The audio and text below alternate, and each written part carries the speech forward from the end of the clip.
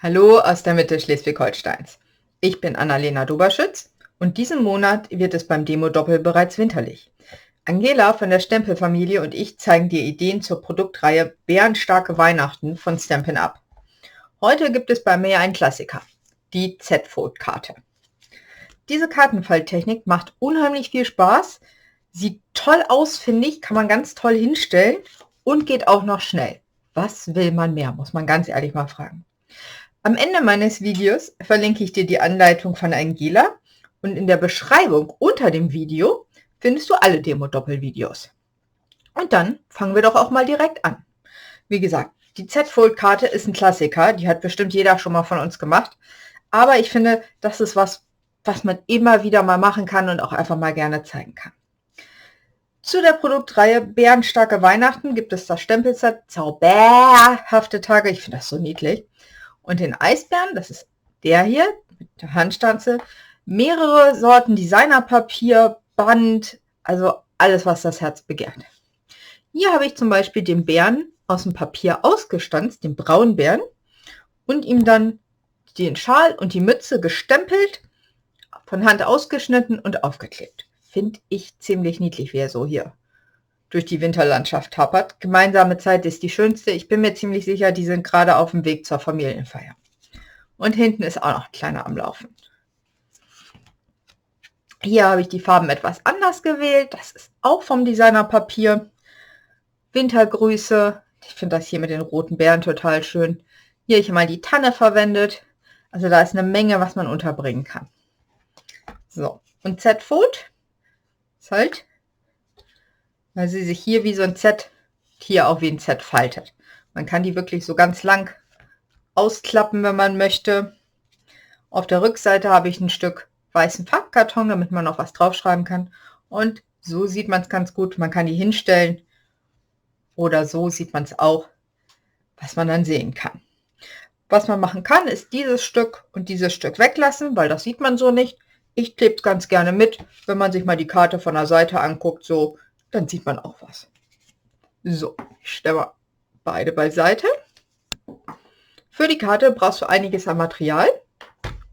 Und zwar ein großes Stück Farbkarton in 28 x 14,5 cm. Das teilen wir später. Und dann noch Farbkarton. So, erstmal alles hier zusammensuchen. Ein Stück in 13,5 x 10, zwei Stücke in 6,5 x 10 cm, ein Stück in 13,5 x 3,5 und zwei Stücke in 6,5 x 3,5. Ein Stück weißen Farbkarton für die Rückseite, der ist auch 13,5 x 10 cm. Und an Designerpapier brauchst du ein großes Stück in 13 x 9,5 cm, zwei Stücke in 6 x 9,5 cm. Achtung, immer wenn man Papier hat, zum Beispiel wie hier bei den Tannen, auf die Schnittrichtung achten. Also die Höhe sind die 9,5 immer. Dann noch ein Stück in 13 x 3 cm und zwei Stück in 6 x 3 cm. Die Maße schreibe ich aber auch alle unten in die Beschreibung rein.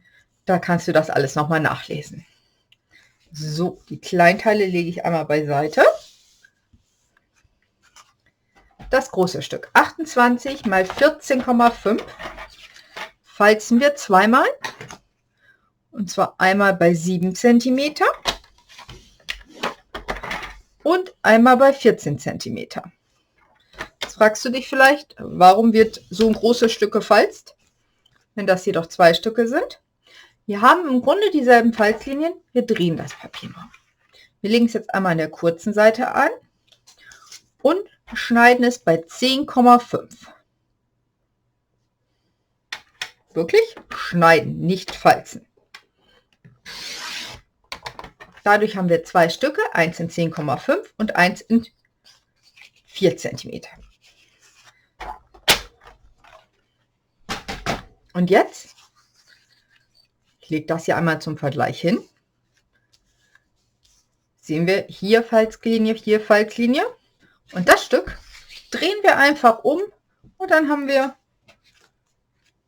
diese und diese Falzlinie. Das heißt, wir brauchten nur einmal die Falzlinien schneiden, Falzlinien falzen und einmal durchschneiden und nicht zweimal. Ich finde das ganz praktisch. So, dann falzen wir sie jetzt auch.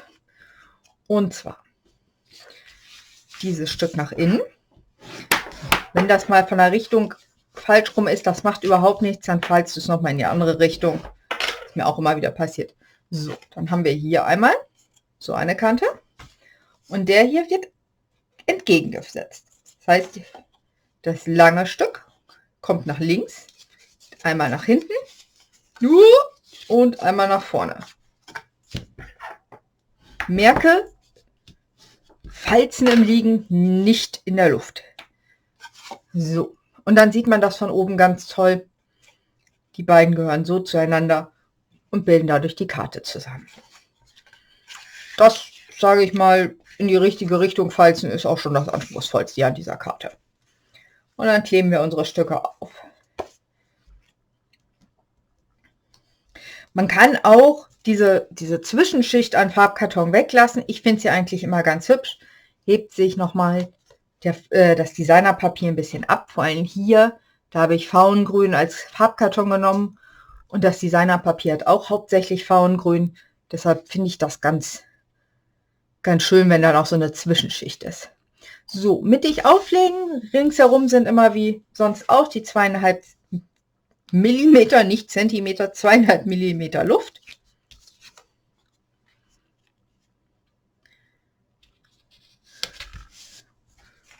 Und einmal erstmal alle Elemente flach hinlegen und aufkleben. Das Schöne an der Karte, finde ich, ist, die kann man irgendwie so ins Regal stellen oder wer hat auf dem Kaminsims. Da hat der Beschenkte einfach ein bisschen länger was von. Die verschwindet meiner Meinung nach nicht so schnell in irgendwelchen Schubladen. Einfach weil man sie so schön dreidimensional hinstellen kann. Und man kann wirklich eine Menge unterbringen, finde ich. So. Hier kommt jetzt links das lange Stück drauf. Und dann sieht man nämlich auch schon, wie sie beieinander kommen. So, ich weiß, ich habe noch mehr Grün. Da.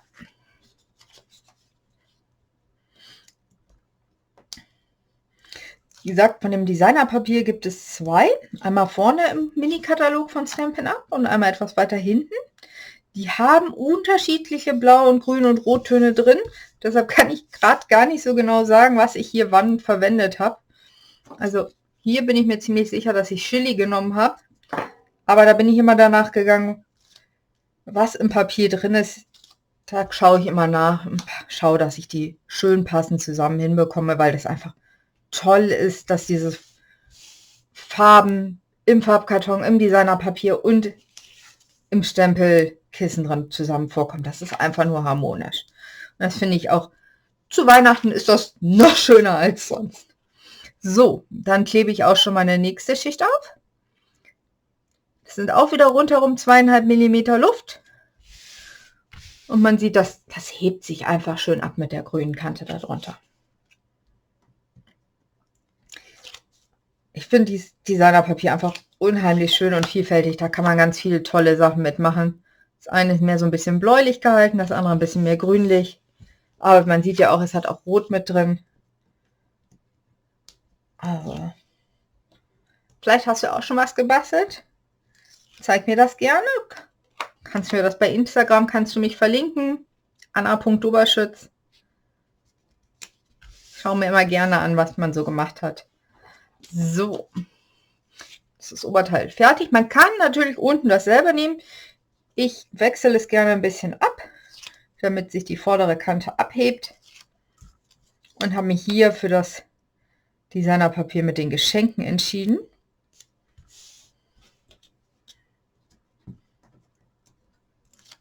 Hier ist ja wirklich toll, wie diese aufeinander gestapelt sind.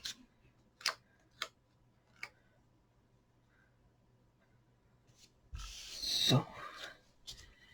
Also im Grunde ist es nur ein bisschen Fleißarbeit, diese Karte einmal ein bisschen zu schneiden. Wenn man alles einmal vorab geschnitten hat. Und dann ist schon der spaßige Teil da. Zusammenkleben, zusammenstellen. Mir macht das immer unheimlich viel Freude. So. Und das Stempelset hat auch 2 kleine Geschenkpakete. Die habe ich jetzt hier auf der Rückseite oder für die Rückseite mit aufgenommen, die ich so aufgestapelt. Kann man natürlich noch höher stapeln, aber ein bisschen Platz soll ja auch für Text sein. So, das klebe ich jetzt schon auf.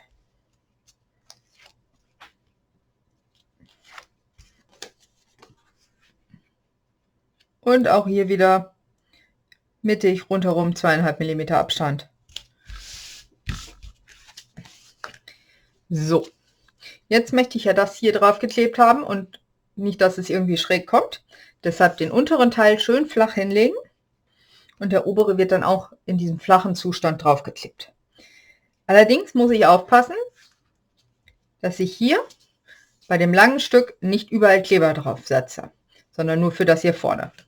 Dafür drehe ich es einmal um, klappe es, halbiere es quasi und klappe dann einmal dieses eine Viertel zurück und mache mir hier eine Bleistiftmarkierung, damit ich weiß, so weit darf mein Kleber gehen und nicht weiter. Und in diesem Fall nehme ich Flüssigkleber, damit ich das noch ein bisschen besser schieben kann. Falls es doch nicht auf Anhieb gerade drauf kommt, kann ich es dann wenigstens noch ein bisschen rücken. So, man kann das, so wie ich das jetzt mache, unten aussetzen. Man kann es aber auch ein bisschen höher setzen, wenn man möchte. Das ist jedem selbst überlassen. Ich finde das ganz schön bei diesen Karten unten, weil die Bären doch nach oben hin noch einiges an Platz einnehmen. So, was habe ich gesagt? Flach hinlegen, weil ich es jetzt ein bisschen in die Hand nehme und gucke, dass ich hier meine Kanten wirklich Kante auf Kante hier und hier habe. Und jetzt kann ich es hier flach hinlegen, gucken, dass es hier hinten auch wirklich Kante auf Kante ist und dann kann ich es hier vorne noch ein bisschen schieben. Dann drücke ich es jetzt fest, wenn es in der Position ist, die ich haben möchte. Drehe es nochmal um, streiche von hinten nochmal ordentlich fest und habe das erste Stück schon fertig. Dann flach hinlegen, das hier wieder umklappen, Flüssigkleber drauf und da wir es ja schon ausgerichtet haben, sollte es natürlich Kante auf Kante sein. Ich kontrolliere es trotzdem lieber nochmal, sieht aber sehr gut aus. Streiche es einmal von vorne, einmal von hinten fest und habe damit die Karte an sich schon fertig. Und jetzt geht es ans Verzieren. Das finde ich immer schwierig, weil es ist so viel, was ich hier unterbringen möchte und diese Eisbären sind so unglaublich niedlich. Und man muss darauf achten, wenn man sie zuklappt, dass man nur noch dieses Stückchen hier hat. Das heißt, wenn ich jetzt meinen Stempelspruch zwar hier so schön mittig hinsetze und dann zuklappe, habe ich nur noch die Festtage da. Das ist ein bisschen blöd. Deshalb kommt in meinem Fall, kommen die zauberhaften Festtage hier vorne hin. Und weil ich möchte, dass sich das ein bisschen abhebt, setze ich die mit Dimensionals da drauf fest. Hier habe ich übrigens auch keine Stanze irgendwie verwendet, sondern habe einfach mit der Schere links und rechts mittig eingeschnitten und dadurch das kleine Pfeilmuster bekommen. So.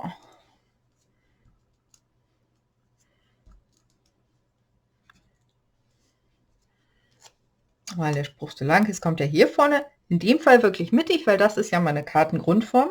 Die Karte ist auch so, dass sie in den normalen Umschlag passt. Man muss nur vom Gewicht gucken, ob sie vielleicht ein bisschen zu schwer ist, dass man mehr als die momentan üblichen 85 Cent draufklebt. So. Hier zum Beispiel sieht man, das habe ich extra so gemacht. Erstmal, dass sie mir hier nicht rübersteht. Hier schön abschließt, da sieht man das ganze Wort. Und wenn man es aufklappt, ist der ganze Spruch und noch ein paar mehr Tannen zu sehen. So. Und dann habe ich noch meine Bären.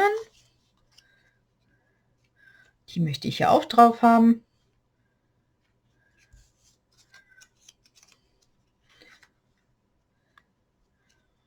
Und zwar werde ich den kleinen Bären hier hinter verstecken, dass der erst, wenn man die Karte aufklappt, zu sehen ist. So. Da mache ich jetzt nur so ein bisschen doppelseitiges Klebeband hier drauf und setze meinen Eisbären hier auf diese Kante drauf. Den schiebe ich quasi von oben dagegen, bis der Widerstand da ist. Gucke, dass er hier mit der Nase nicht zu doll rüber geht. Wenn man sich nicht ganz sicher ist, einfach vorher einmal klappen und hinlegen.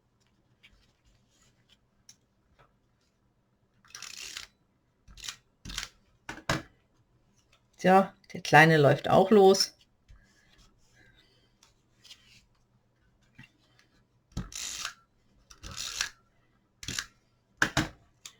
Und hier hinten wartet auch schon ein Bär, dass der Rest der Familie ankommt.